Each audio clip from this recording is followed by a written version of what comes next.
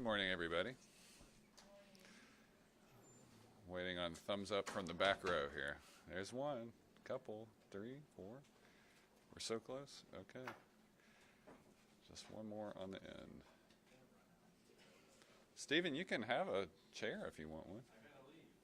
Where you're leaving roundtable early?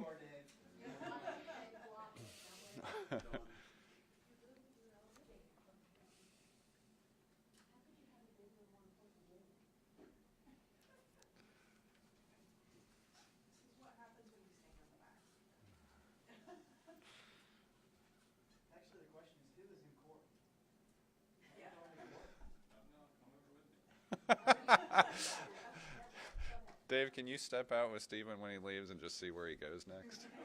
Great.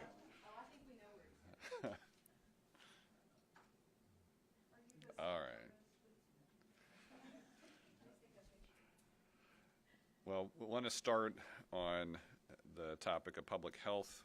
Public health is essential for creating a healthy and safe environment for all Nashvillians. And a few weeks ago, we shared the news of Health and Human Services at the federal level, abrupt end to funding for several of our local public health programs. Last night, Metro joined 3 other local governments in filing a lawsuit against HHS and HHS Secretary Robert F. Kennedy Jr. for terminating programs authorized and funded by Congress.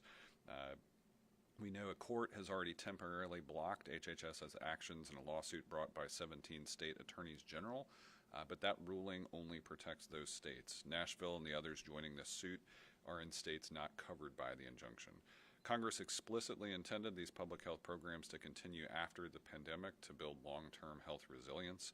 HHS's claim that the end of the pandemic justifies termination goes against the law and the facts on the ground. The work of our Metro Public Health Department helps us improve quality of life, reduces human suffering and death, and helps children thrive. If the HHS program termination continues, we will have to curtail vaccinations for children, access to lab testing for infectious disease. In fact, some Nashvillians might never get test results from tests they've already taken from the lab because of this action.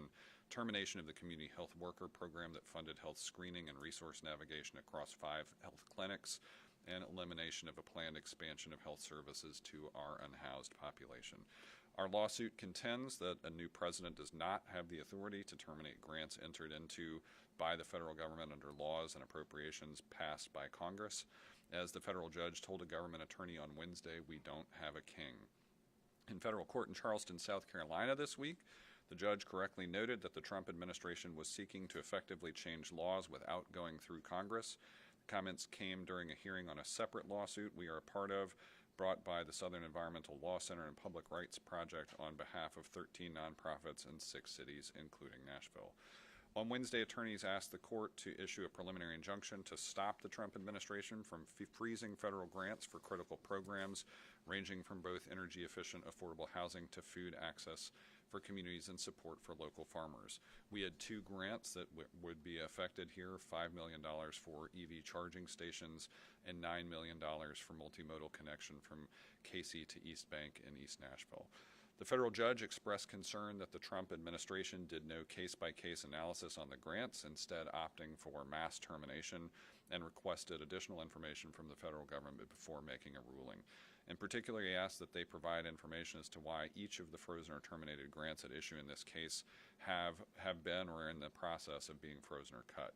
Nashville and cities all over the United States are using every tool available, including the courts, to stand up for the people we serve and restore critical programs that were lawfully funded.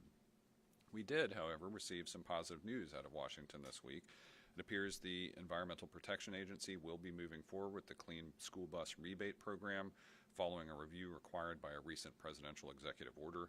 The EPA says they will be distributing funding to applicants who pass their quality assurance requirements. School districts in 22 states were approved. Metro Nashville Public Schools was originally approved for $5 million for 15 electric school buses and associated charging infrastructure. Metro Schools was one of multiple districts who partnered with a vendor to apply for the grant on behalf of the school district. We're very pleased to be moving forward with this program.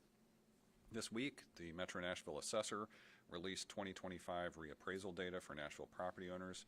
Since the last reappraisal in 2021, the countywide median property value increased 45%. It's important to remember this is just one step in the process of municipal budgeting that does happen on a fixed cycle. The next step will come next week when we file my recommended fiscal year 2026 operating budget for Metro Nashville. Our recommended budget represents a community improvement program to fund the delivery of services we need, schools that perform, and safety we deserve as Nashvillians. As I've said before, talking about appraisals, equalization, and the impact on tax rates is difficult, especially because we know some Nashvillians will ultimately pay more total dollars in property taxes, even as we propose a tax rate that is lower next year than it was this year. But it's important to govern in normal, predictable ways here at the local level, and that includes accounting for the increased costs of governing, especially as the federal government steps away from recurring programs they've historically supported, like Head Start. Property tax relief and property tax freeze programs are available for qualifying residents through the Office of the Metropolitan Trustee. The trustee reports more than 2,000 new enrollees in the two programs they offer since income eligibility was expanded last year. The property tax freeze and relief programs help reduce displacement pressure for Nashvillians over age 65, disabled veterans, and disabled homeowners. To find out if you qualify and to learn more, visit nashville.gov/trustee. My top priorities remain improving the quality of life and affordability for Nashvillians. We've all talked more about the cost of eggs over the past year than any of us could ever have imagined because inflation and instability in worldwide markets are hitting our pocketbooks all in a variety of ways, including at the grocery store. Over the past few months, we tracked bills at the state legislature that proposed to eliminate the sales tax on groceries. Ultimately, those state bills did not move forward.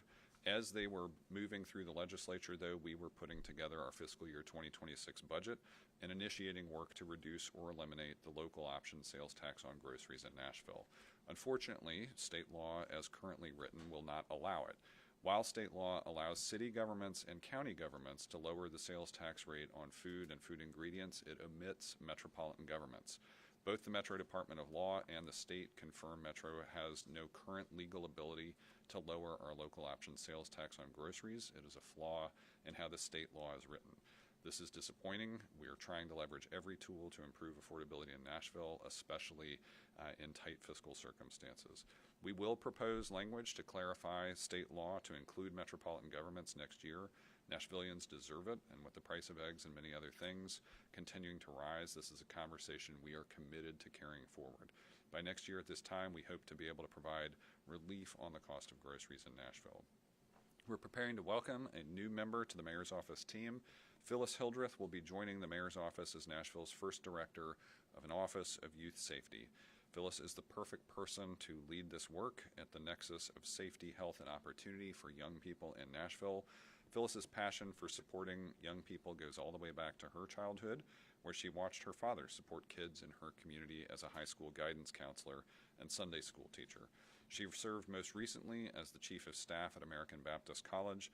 Her background includes work in both education and juvenile justice, giving her a unique perspective on how we build a resilient ecosystem to support young people in Nashville.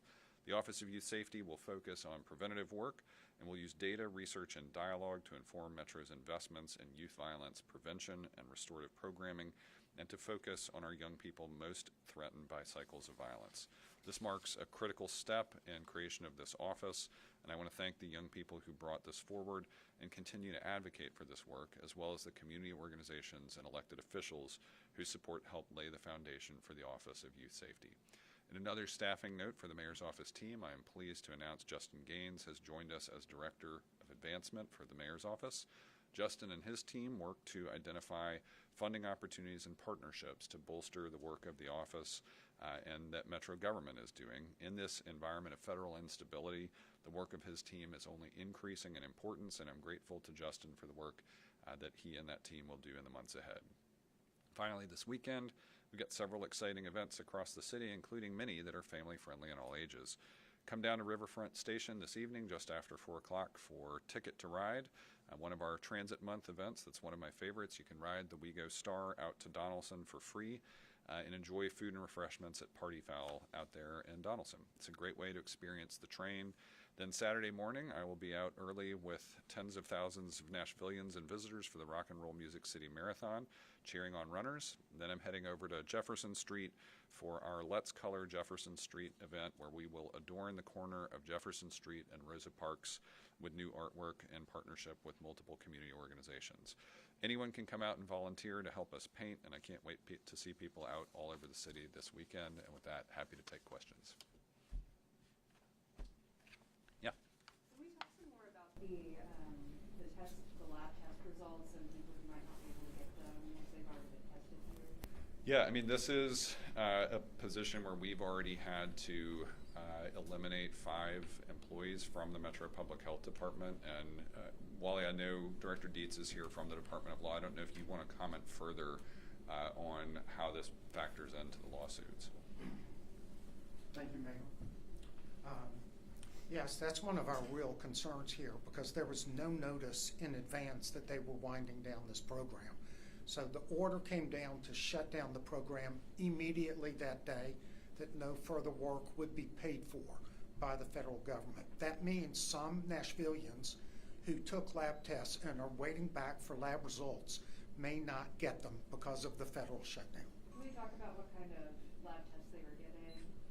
This was from the epidemiological lab capacity grant. I don't know all of the things that were being tested, but if you had gone in for anything from a flu test to a COVID test, my assumption is that anything that would have been covered by that grant would be at risk. We can certainly get further details from the Metro Public Health Department. That would be great. And then just one more question. The state hasn't really commented about anything like that, and they obviously run most county health departments. So are we hearing anything about other counties in Tennessee being in a similar boat? I have not really seen, I know Dr. Areola is leading the interactions we've had with, because we are a consolidated government, we have that unified approach here in Nashville and Davidson County. And so we are doing what we are, to us, this is about protecting funding that is already lawfully obligated to us and we think is being unlawfully removed. I don't know what the perspectives of other counties on this are. I don't know similarly what Tennessee Department of Health is looking at, because this is funding that was appropriated directly to our specific county health department. Thank you. I'll Question. come back to you in a second for that. So you say that you guys are recommending a property tax lower than the current one. And I know that you also threw in there that budget pressures because of the federal funding loss, all of that. Taxes would help necessarily, but do you believe that Nashville residents kind of should, cover the gaps left by the loss of the federal funding? Well, this is why it's so tight. We're specifically not in a position that we can cover all federal funding gaps, but we also know that we do have to be prepared for some mitigation steps. And so my sense is that even in a growing city with overall flat revenues, macroeconomic instability, watching already not just trade impact but travel impact, that if you look at a major travel and trade partner like Canada, we are already seeing some declines in scenarios where they have engaged in this tough discussion about global interaction with the United States. And so from our standpoint, we're preparing for it. And so you've already seen the Metro Council consider a revision to our fund balance policy that allows for longer term budget stabilization. So we are not going to ask Nashvillians to cover for the gaps left by the federal government, but we are going to have to absorb them in some tough ways. It's going to be this is a moment of tough decisions for the city. Eli? Yeah, should we be expecting a new proposed contract with pieces from your office filed with Metro at some point, either before budget or after budget season? Right now, we don't have a schedule for it. I think what we are still continuing to look at is conversations with council members who are rightly concerned about what appear to be erosions of rule of law at the federal level. We have scenarios that are understandably concerning where people who are in the country legally have had their status changed, and many have been removed from the country, removed from streets, and we're trying to keep an eye on how that is impacting multiple different cities. And I think it is understandable that council members would be concerned about any interaction with law enforcement in that kind of environment. You also expressed that same concern and understanding of that concern over this entire process. Why haven't you brought a contract now? Why is that swaying you now in a different way than that? I think the difference between the election and assumptions and seeing defiance of court orders is a change in what we've seen in the past. Have influenced your position? Yeah. So we're still keeping an eye on all of it. We still appreciate the partnership that a majority of council members had with us in putting safeguards in place for any camera-based approach, but we are keeping an eye on how all of these concerns relate to real actions that have affected Americans. What actions by the federal government specifically to you have lost your faith? I think defiance of court orders is profoundly problematic. Megan? Two things, if I may. In this language on here that says that the recommended property tax rate is lower than the current one, does that mean that if there was no reappraisal that you would be lowering the rate, or are you saying because of the adjustment that it'll look lower for some people?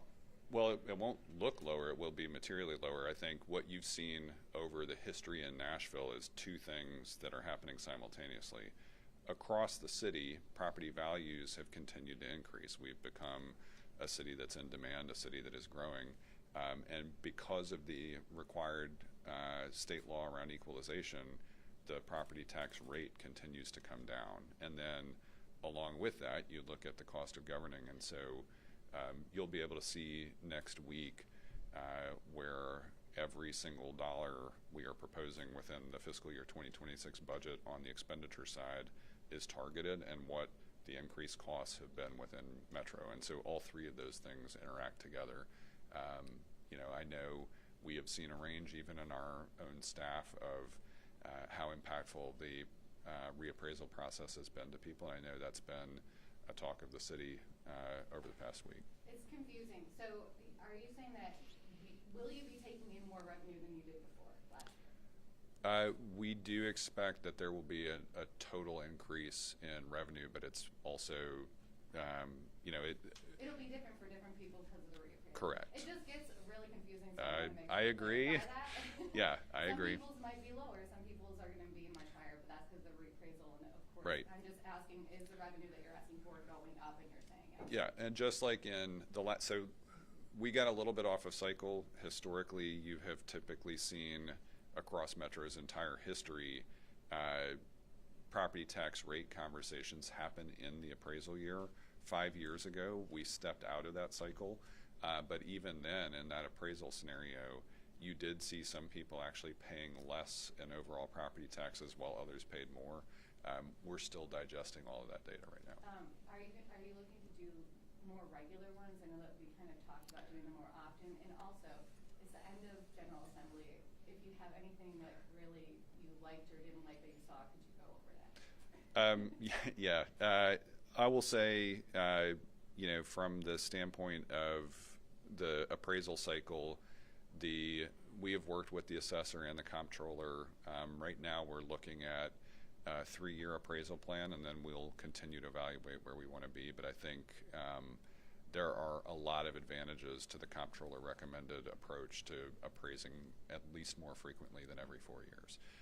As far as the end of General Assembly, they have adjourned, and we had a very short conversation with Darren Jernigan internally last week, but I think between him and Director Dietz, we're going to wait on a full analysis because we will typically share something out that gives guidance to Metro departments based on changes in state law. So I haven't fully absorbed everything that's happened. We know we've seen some important things this year. The fact that the governor and the legislature seem to be understanding that affordable housing is a statewide issue is very encouraging for us.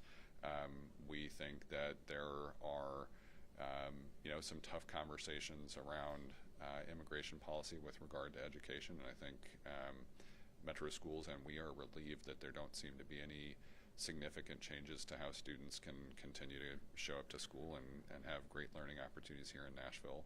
And everything else, I'm going to wait to see where the analysis is. Eli? How far along is that bonding process for the new renovations that were released for Bridgestone?